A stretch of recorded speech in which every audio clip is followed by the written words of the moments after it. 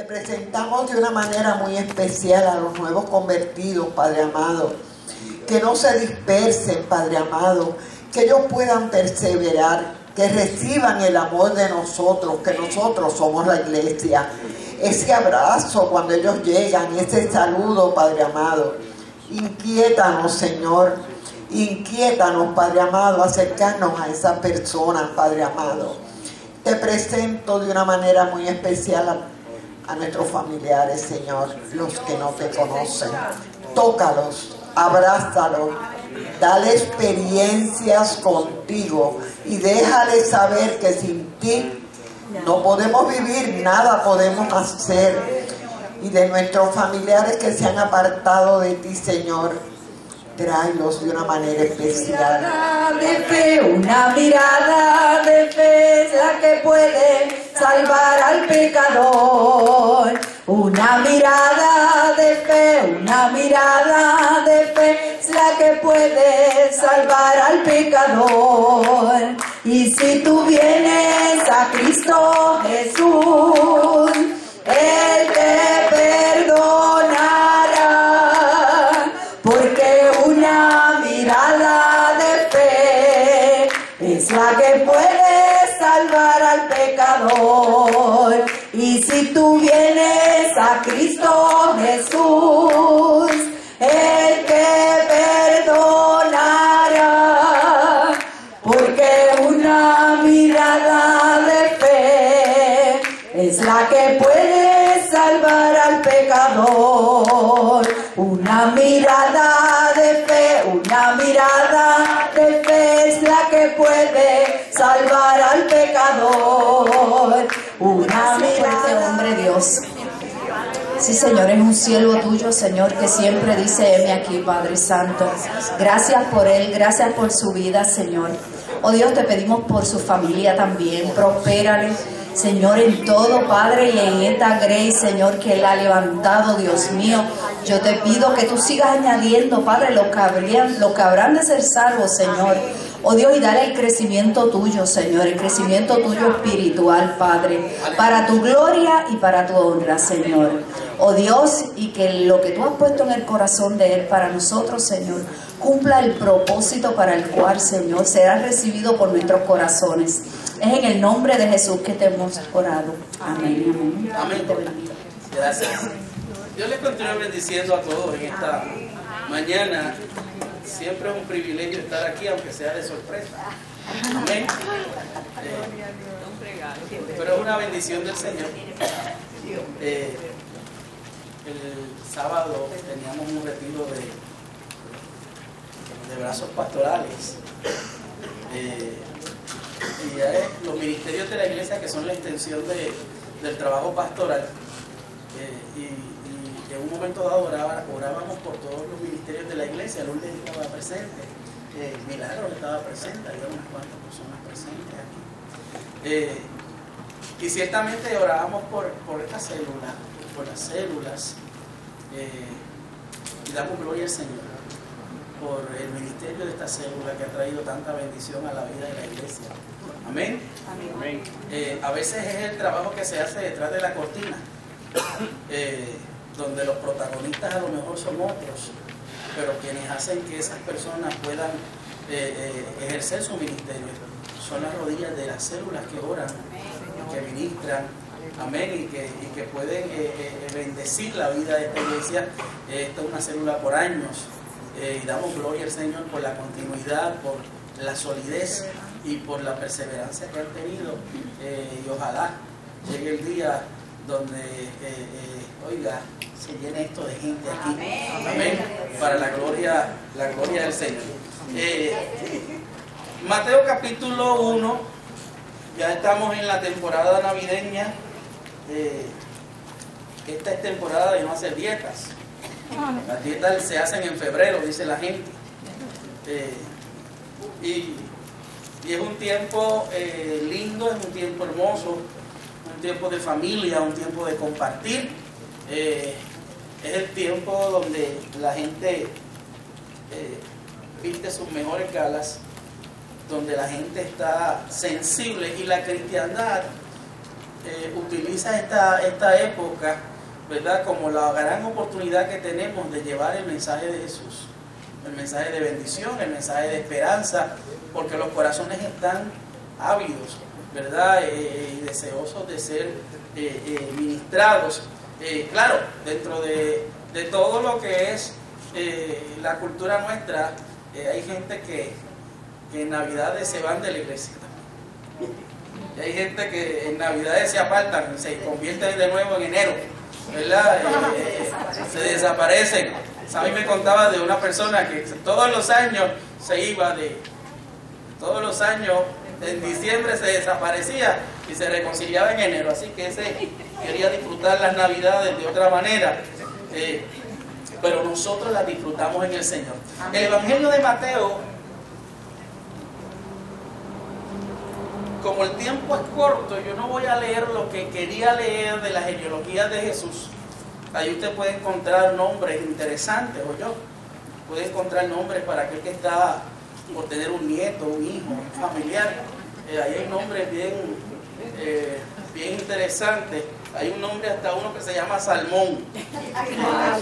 Imagínense. O sea, a lo mejor es Pin Salmón, eso es verdad. Pero sí, dentro de esa genealogía es muy importante que la podamos al menos tocar. Mateo, me gustaría leer los versos del 18 en adelante. Dice: el nacimiento de ese capítulo 1 de Jesucristo fue así. Estando desposada María, su madre, con José, antes que se juntasen, se halló que había concebido del Espíritu Santo. José, su marido, como era justo y no quería infamarla, quiso dejarla secretamente. Y pensando él en esto, he aquí un ángel del Señor le apareció en sueños y le dijo: José, hijo de David, no temas recibir a María tu mujer, porque lo que en ella se ha engendrado del Espíritu Santo es. Y dará a luz un hijo y llamará su nombre Jesús, porque él salvará a su pueblo de sus pecados. Todo esto aconteció para que se cumpliese lo dicho por el Señor por medio del profeta, cuando dijo: he aquí una virgen concebirá y dará a luz un hijo y llamará su nombre Emanuel, que traducido es Dios con nosotros. Y despertando José del sueño, hizo como el ángel del Señor le había mandado y recibió a su mujer, pero no la conoció hasta que dio a luz a su hijo primogénito y le puso por nombre Jesús. Hasta nos emociona leer esa parte de la Escritura. El Evangelio de Mateo, dicen los teólogos, ha sido nominado el libro más importante del mundo. Es el libro más exitoso que se haya escrito y como tal uno de los documentos más hermosos de toda la Escritura y de todo el mundo. Leerlo de principio a fin, dicen que es una experiencia emocionante. La historia de Jesús, los hechos de Jesús, la vida de Jesús. Y cuando uno lee los evangelios, yo no sé si a usted le pasa, usted se mete en esa película, ¿verdad? Y está ahí y puede, oiga, ver y puede sentir lo que está aconteciendo. Y este evangelio comienza con el relato de la historia de Jesús, pero lo comienza, a diferencia de los demás, con su genealogía. Y en esa genealogía de Jesús nos encontramos con 46 personajes en el lapso de 2000 años. Todos fueron antepasados de Jesús, pero varían considerablemente en espiritualidad, en personalidad y en experiencias. Algunos fueron héroes de la fe, como Abraham, como Isaac, Ruth y David. Otros tenían mala reputación, como Rahab y Tamar. Oiga, cuando vemos a Ruth dentro de esa genealogía, nos acordamos de esa historia de aquella mujer moabita, ¿verdad?, que compartió con Noemí. Y sabemos toda la historia, lo que aconteció, que murió su esposo, murieron los hijos y fueron, ¿verdad?, a tierra de Moab, porque había en la tierra de Israel hambre. Y cuando van allá, prácticamente salieron peor de lo que habían, ¿verdad?, de lo que habían ido. Y esta mujer hace unas declaraciones muy interesantes cuando Noemí le dice, mira, vete por tu lado, porque ya yo no tengo hijos que darte, yo estoy aquí, me ha ido muy mal, ahora no me llamen Noemí, llámenme Mara, porque en gran amargura me ha puesto el Señor, las cosas han sido difíciles y malas. Pero hace una declaración hermosa que todos hemos acuñado, porque le dice, mira, donde quiera que tú vayas, voy yo. ¿Verdad? Donde quiera que tú estés, allí yo voy a estar. Tu pueblo será mi pueblo, tu Dios será mi Dios. Donde te entierren me van a enterrar a mí también. Y acogió la fe de aquella suegra. Y ciertamente es contada entre la genealogía de Jesús. David, un personaje histórico importantísimo, que inclusive dentro del relato del escrito de Mateo, uno de los títulos mesiánicos que se le atribuyen a Jesús es el hijo de David, o del linaje de David. Pero todos le conocemos como el gran cantor de Israel, le conocemos como el rey, oiga, que Dios puso, lo conocemos como un hombre conforme al corazón de Dios. Abraham ni se diga, Isaac ni se diga, y hay tantos que no los podemos mencionar a todos. Pero otras mujeres, otras personas como Rahab, que cuando usted la lee en la escritura dice Rahab la ramera, no tenían buena reputación, aunque fue una mujer que en un acto de fe, oiga, ayudó a aquellos hombres que fueron de espías a Jericó, y dijo, se acuerden de mí cuando ustedes vayan a destruir esto y se vaya todo el mundo, yo quiero también.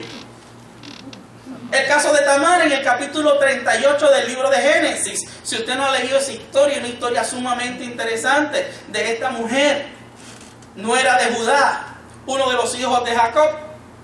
Que oiga, si hay algún pasaje que dice que las mujeres son brillantes, inteligentes y tienen, oye, las mujeres uno le dice brillantes e inteligentes, y en otros sitios dicen amén, gloria a Dios.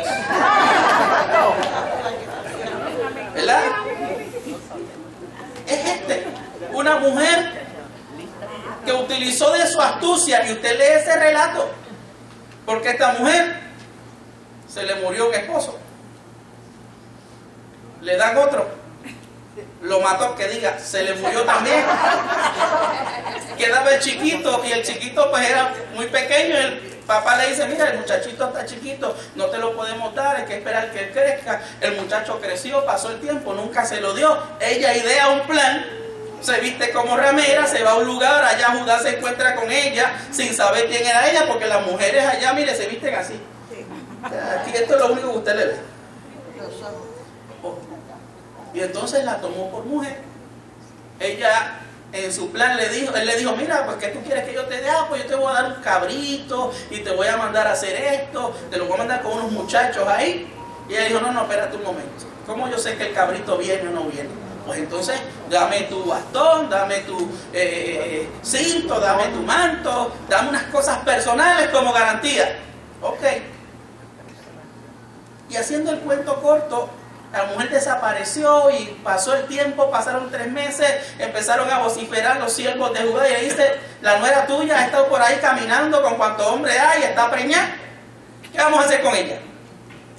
Pues entonces hay que quemarla. Y entonces se descubre y ella saca estas prendas y dice, esto es, el hombre que me preñó a mí fue él.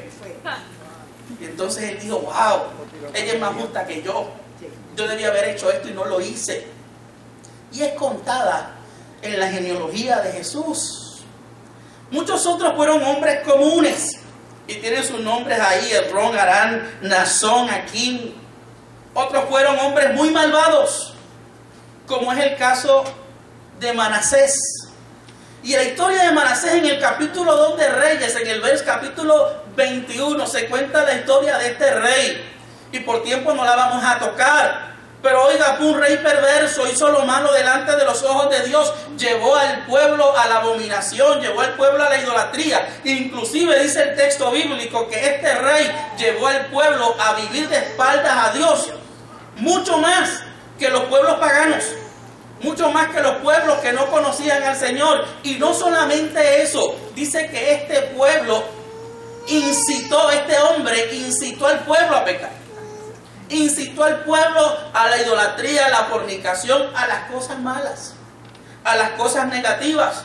La Biblia dice que vienen los tropiezos, por ahí de aquel por el cual vengan los tropiezos. Y oiga, si el líder de una nación o un pueblo vive de espaldas a Dios y vive haciendo lo malo e incita al pueblo a hacer lo malo, ¿qué le puede esperar a esa nación? Esto de la genealogía de Jesús y esto de la diversidad de personas en medio de esta genealogía, lo que demuestra es, oiga, es que la obra de Dios no se limita a cierto grupo de personas, no se limita a ciertos estándares. En el árbol genealógico de Jesús hay de todo. Y oiga, nosotros a veces queremos poner a la gente en un patrón, en una forma de pensar, en una forma de actuar, pero Dios, oiga, sobrepasa los patrones, se va por encima de ellos, y lo que nosotros creemos no es adecuado, oiga, a veces Dios lo hace adecuado. Lo que nosotros pensamos está discapacitado o no puede ser, a veces Dios dice, sí, ese es. Mire, nuestros antepasados o familiares, nuestros familiares lejanos, es otra enseñanza que trae esta escritura, tampoco pueden dictar nuestro destino. Ni hay maldición de ellos que nos pueda afectar. Y eso lo queremos dejar claro en esta mañana, porque en Cristo somos nuevas criaturas. Las cosas viejas pasaron, he aquí todas son hechas nuevas. Así que es muy importante tener claro estos asuntos de maldiciones ancestrales o generacionales que la gente habla o vocifera por ahí, porque oiga, en Cristo somos nuevos. Independientemente de lo que hizo mi tatarabuelo, oiga, yo no tengo que ser un abusador si mi tatarabuelo fue abusador. Yo no tengo que ser un borracho si mi abuelo fue un borracho. Yo no tengo que ser un malediciente si el que vino detrás de mí, oiga, maldecía al que se le parara en la puerta y al que viera por el camino. Mi vida es distinta. Mi vida es diferente porque Dios la ha hecho diferente. Así que hay que tener cuidado que cuando hablamos de teologías por ahí que son extrañas, no le estemos restando poder a la cruz de Cristo. No le estemos restando poder a lo que Dios ya ha hecho en nuestra vida. Y claro que hay situaciones y hay consecuencias y hay cuestiones genéticas y hay problemáticas que trae la familia. Pero independientemente de ella, nosotros no podemos dictar ni decir que lo que hizo aquel en el pasado me va a afectar. ¿Qué es si mi vida es distinta? Si mi vida es nueva, si yo le sirvo al Señor, si yo soy del Rey. Yo soy de Dios ahora.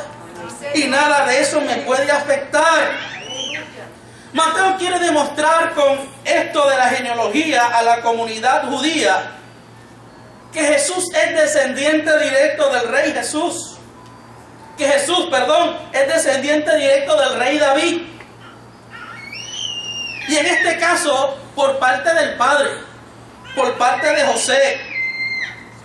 Ahora, algunos dicen que en esta genealogía de Jesús están descritas las etapas de la historia espiritual de la humanidad. Hay 3 genealogías de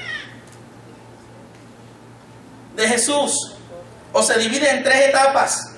La primera etapa es la historia hasta David, que habla del hombre creado para la grandeza, el hombre creado a imagen de Dios, el hombre creado para vivir en intimidad con Dios. La segunda es hasta la cautividad babilónica. Nos cuenta la tragedia, nos cuenta la vergüenza, nos cuenta el desastre de la nación. El hombre pierde su grandeza y se vuelve esclavo del pecado. Usa su libre albedrío para desafiar y desobedecer a Dios. Vivir de espaldas al Señor. La tercera es hasta la historia de Jesús, donde la humanidad es rescatada del desastre, donde el Señor transformó la tragedia, hoy en triunfo, en bendición, donde Dios cambió el lamento de la humanidad en baile. El hombre puede recuperar su grandeza, recuperando su comunión con Dios. Así que hasta esta genealogía, que parece extraña, que usted no quiere ni leerla por los nombres ahí, se le traba la lengua, nos habla del plan de Dios para con la humanidad. Para el judío era importante conocer su descendencia, Porque esto le da propósito, le da razón de ser a su vida. A lo mejor a usted esto no le parece algo importante. A lo mejor cuando planifica leer la Biblia toda, usted empieza por el área de la genealogía y dice, hasta aquí llegué. O lo pasa por alto. Mateo escribe para demostrar que Jesús es el Mesías esperado. Y dice Mateo, el nacimiento de Jesús, del Cristo, fue así. Estando desposado, estando en el noviazgo, María, su madre, con José, antes que se juntasen, antes que tuviesen relaciones sexuales, se halló que había concebido del Espíritu Santo. Antes de tener intimidad, apareció María preñada. Oiga, el matrimonio judío se componía o se completaba en 3 etapas. Número 1, el acuerdo familiar. Los padres decían, fulanito y sutana, estos son. Así que si fuera feo, mellao, con la nariz grande, gordito, bajito, calvito, como fuera, hincha, alta, pelo largo, colorado, los papás decían, estos son. Y oiga, ahí usted solamente lo que tenía era que obedecer. Estaba el acuerdo familiar, estaba el anuncio público, le decía, mira, no mires para el lado que en esta tiene alguien y este también, estos dos ya están enyuntados. Mantenían una relación, pero no convivían. No había nada de eso de noviazgo con privilegio. No había nada de eso de amiguitos con privilegio. Oiga, no había nada de eso de comerse el bizcocho antes de la boda. No. Era noviazgo. Era una relación de conocerse. Era una relación, oiga, de tener esa experiencia de saber quién es esta otra persona.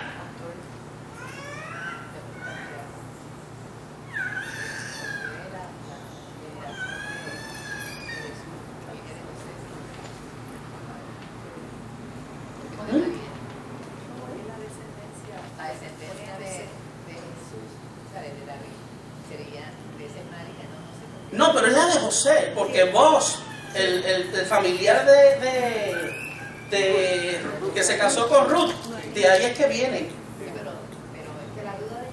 Sí, yo también tenía ese. No era biológico, pero era su papá. Pero era su papá. Sí, sí.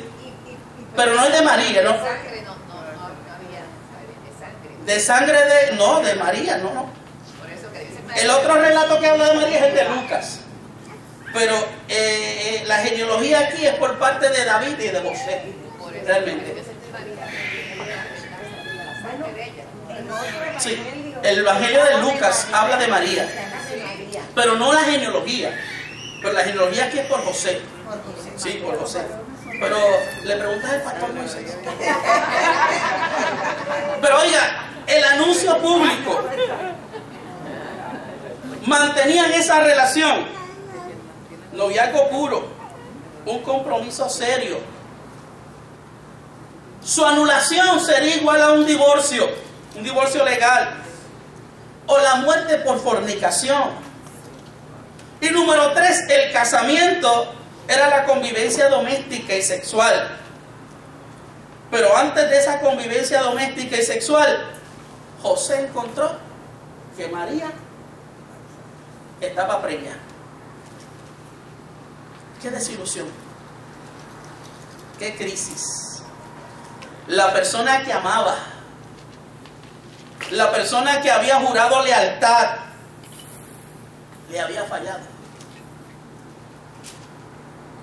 Había roto el compromiso sagrado. Oiga, ¿cuántos corazones quedan rotos en la sociedad por la infidelidad? Las heridas que tardan en sanar, el dolor. Y claro, nosotros lo leemos dentro del contexto cristiano. Para nosotros, pues, esto es ya algo que María concibió del Espíritu Santo. que María apareció encinta, pero usted sabe lo que es que alguien le venga con ese cuento. ¿Se lo va a creer usted? ¿Se lo va a creer usted? Que venga y le diga, no, fue el Espíritu Santo el que me... ¿Qué Espíritu Santo ni qué Espíritu Santo? Que alguien le diga. Como en el caso del arca de Noé. Aquel hombre construyendo un barco gigante en un sitio donde nunca llovía. Esto va a llover y esto va a ser... No creyeron. Usted se lo habrá creído.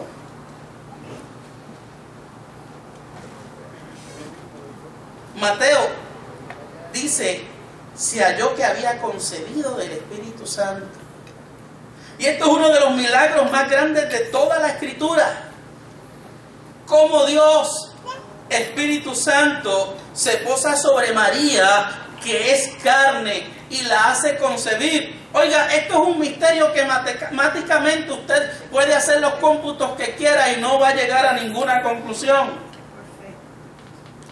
No nos resulta. Pero era la única forma o manera de Jesús nacer sin el pecado de la humanidad. Sin el pecado que heredamos, oiga, por la desobediencia del hombre.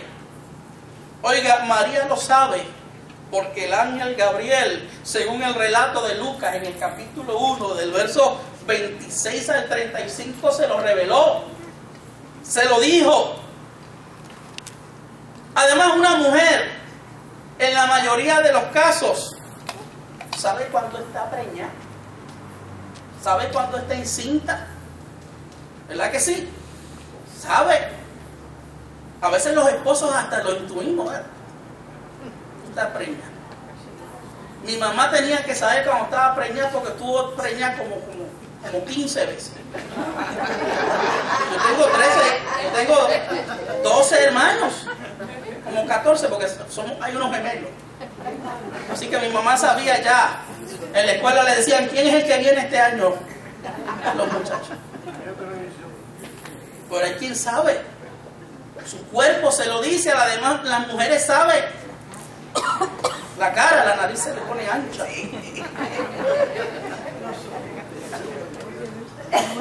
Mire, la figura de José dentro de este relato es sorprendente. A veces José pasa por desapercibido. Su papel en la historia bíblica, siempre se habla de María, siempre se habla de Jesús, se hablan hasta de los animalitos que estaban en el pesebre más que de José.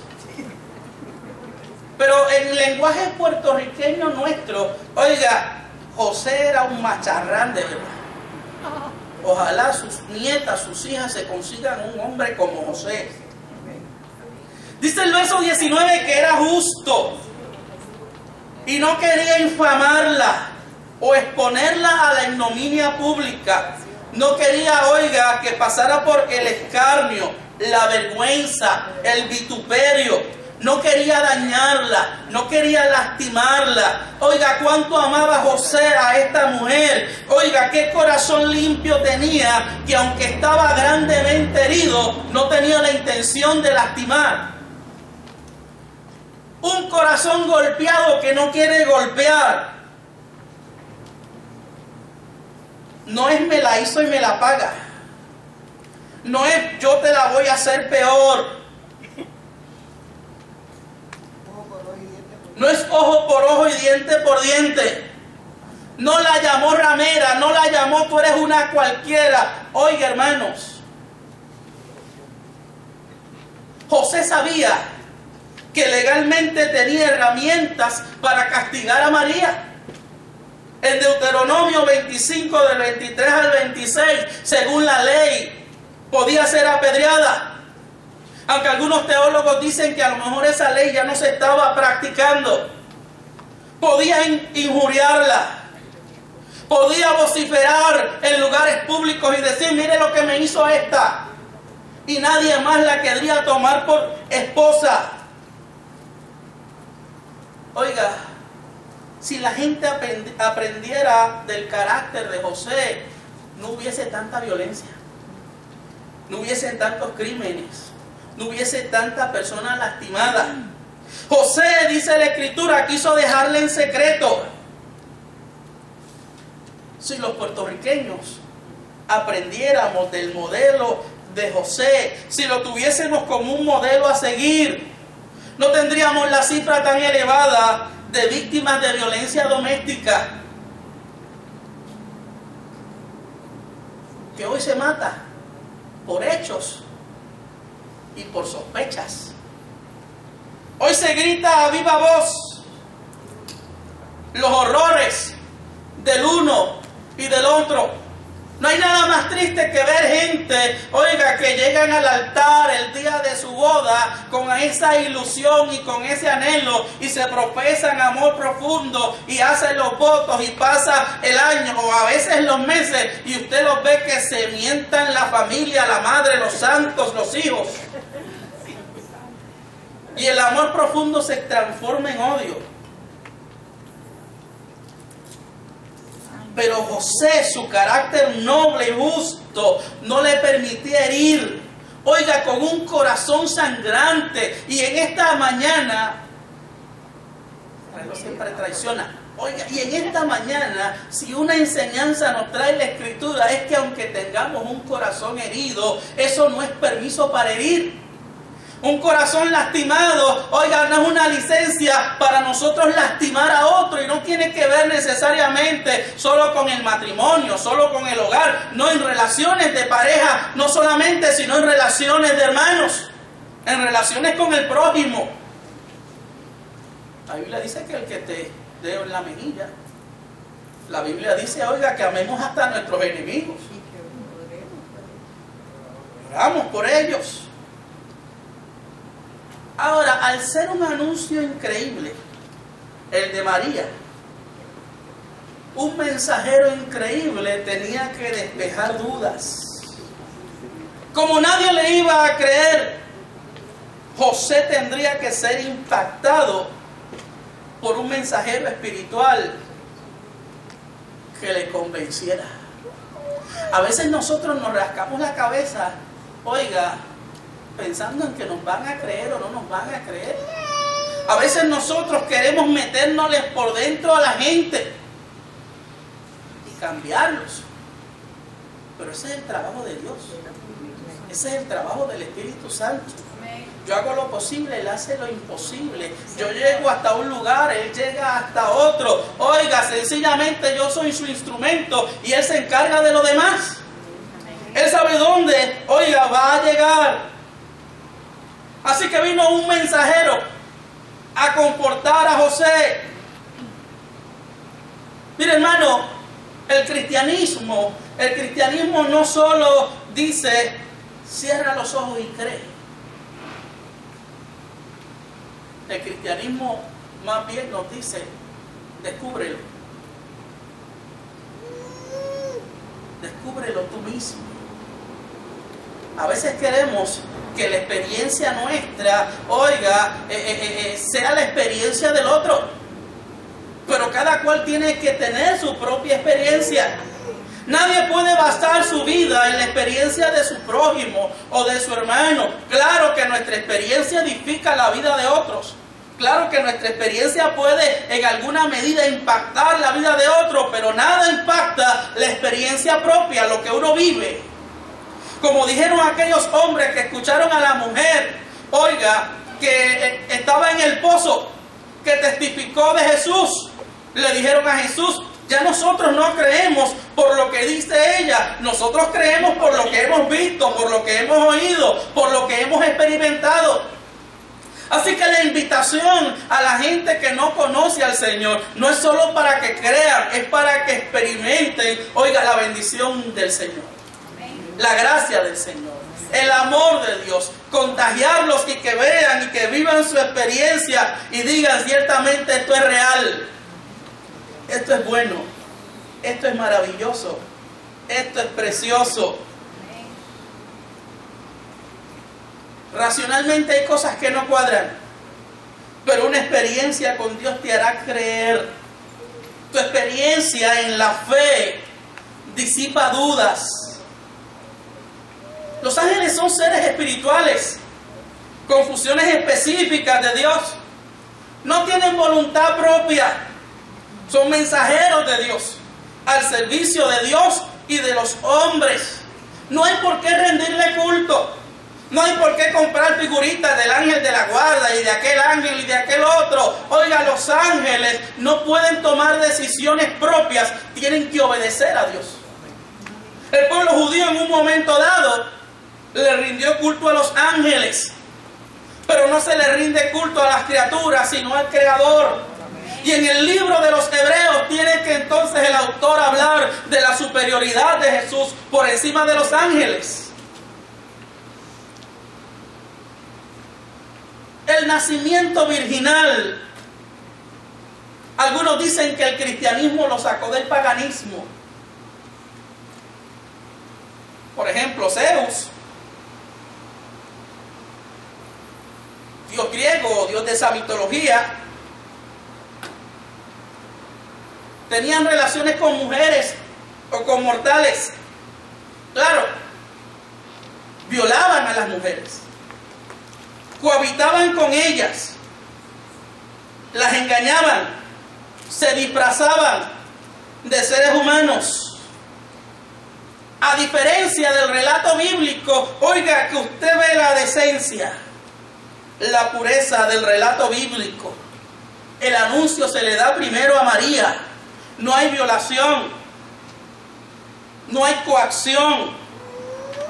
Fue un anuncio de bendición.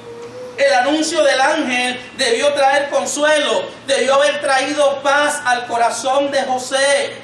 La respuesta a veces no está en los hombres. La respuesta no está en aquel con quien tenemos altercado. La respuesta está en el Señor. A veces tratamos por nuestras fuerzas que las cosas se resuelvan, pero el Señor tiene la respuesta que nosotros necesitamos. Y en el verso 21 dice, gracias, ella dará a luz un hijo y llamará su nombre Jesús, porque Él salvará a su pueblo de sus pecados. María, la bienaventurada, María la privilegiada, la dichosa de tantas mujeres, ella fue escogida por Dios para algo. Oiga, ser motivo de gozo, de alegría. Ciertamente nos sentimos indignos e incapaces cuando el Señor nos selecciona para algo, pero Él nos dignifica, Él nos capacita. Oiga, María podía tener algunas virtudes, podría tener algunas características, pero por encima de las características que podía tener está la mano soberana de Dios, que escoge a quien a Él le da la gana, a quien Él quiere. Y aquí, en los versos que leímos, ese verso 21, Mateo resume la identidad y el ministerio de Jesús. Dice, oiga, que Él salvará a su pueblo de sus pecados. Vino a salvarnos, porque nosotros no podíamos hacerlo. No podíamos liberarnos de las consecuencias del pecado.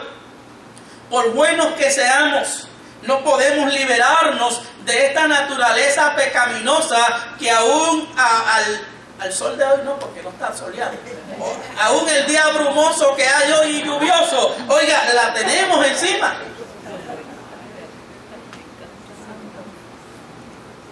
Y a veces peleamos con ella. Hoy usted peleó y venció su naturaleza humana. Hoy hubieron otros que están todavía durmiendo. Sí, Señor. O en las tiendas. Como dice el salmista, oiga, hay algunos que confían en carros, hay otros que confían en caballos, oiga, en la fortaleza física, en el conocimiento, en la reputación, en el prestigio, en la posición. Otros confían en los amigos influyentes, los generales intrépidos, Pero ninguna de estas cosas, operando solas o en conjunto, pueden liberar al hombre de su enemigo principal. Oiga, el enemigo que poco a poco le está destruyendo a su mismo corazón, el pecado, que distancia al ser humano de Dios, que lo hace cada día deshumanizarse más, que lo hace cada día tratar de borrar la identidad o la imagen de Dios en cada hombre, en cada mujer. El pecado que nos engaña. Y esto no se detiene, oiga, con más policías que traigan. Ni se detiene con más leyes. Ni se detiene con más estrategias gubernamentales. Esto se detiene reconociendo a aquel quien salva. Esto se detiene reconociendo a aquel que crea y hace una transformación desde el interior hacia el exterior. Si la humanidad entendiera, oiga, que la Navidad es más que comprar, que la Navidad es más que, oiga, los arbolitos, que la Navidad es más que el adorno, que la Navidad es reconocer que ha nacido el que puede transformar el corazón del ser humano. Y esta concepción sobrenatural es el cumplimiento profético de lo que dijo Isaías acerca del Salvador, acerca del nacimiento del Señor, acerca de Emmanuel. Oiga, Dios con nosotros. La parte más importante, oiga, del documento de Mateo es que el pueblo judío, que esperaron por siglos al Señor y tenían los profetas y tenían las herramientas que le dictarían y le dirían: así es el que viene, de esta forma es el que va a estar con nosotros, de esta manera es que viene el Salvador, lo pudiesen ver, lo pudiesen encontrar, lo pudiesen recibir. Pero la Escritura dice que a los suyos vino, mas los suyos no le recibieron. Pero a nosotros que le recibimos, Él nos dio potestad de ser hechos hijos de Dios. Y damos gloria al Señor porque Jesús nació. Damos gloria al Señor porque, oiga, cada vez que celebramos la Navidad o participamos de ella, le decimos al mundo: oiga, la Navidad, el nacimiento de Jesús cambió la historia. Y no solamente la cambió, sigue cambiándola y sigue cambiando el corazón de los hombres. Dios les bendiga y gracias.